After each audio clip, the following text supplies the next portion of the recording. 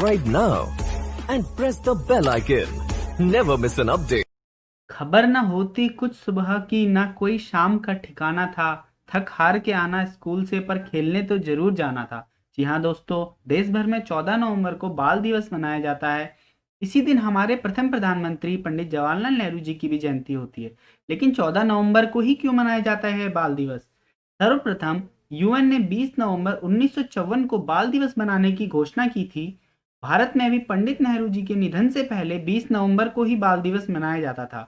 लेकिन 27 मई 1964 को उनके निधन के बाद सर्वसम्मति से यह फैसला लिया गया कि अब से हर साल बाल दिवस 14 नवंबर को ही मनाया जाएगा। एक और वजह थी इसी दिन को चुनने की कि 14 नवंबर को ही पंडित जवाहरलाल नेहरू जी का जन्मदिन पड़ता था और वह बच्चों के काफी चहीते थे।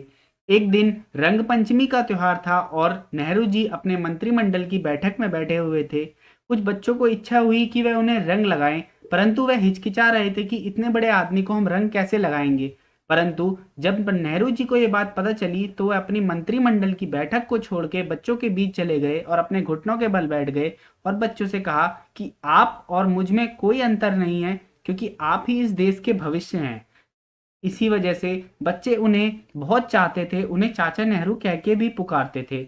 बाल दिवस का आयोजन देश के भविष्य के निर्माण में बच्चों के महत्व को बताता है। साथ ही इसी दिन बच्चों के अधिकारों के प्रति लोगों को जागरूक किया जाता है। पंडित नेहरू जी ने बच्चों के बारे में कहा था कि ये देश के भविष्य हैं। हमारे देश का भविष्य कैसा होगा यह इस बात पर निर्भर करता है कि हम अपने बच्चों का लालन पालन कैसे करते हैं। पूर्व प्रधानमंत्री पंडित जवाहरलाल नेहरू जी बच्चों की शिक्षा को बहुत महत्व देते थे। देश में जाने माने all India institute of medical science यानी एम्स की स्थापना में भी उनकी काफी अहम भूमिका निभाई थी।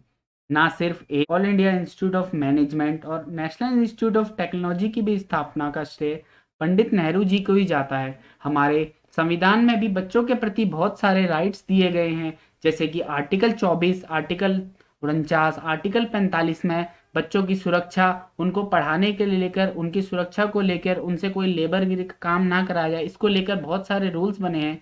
तो हमें उनका पालन करना चाहिए, अपने संविधान का भी रिस्पेक्ट करनी चाहिए।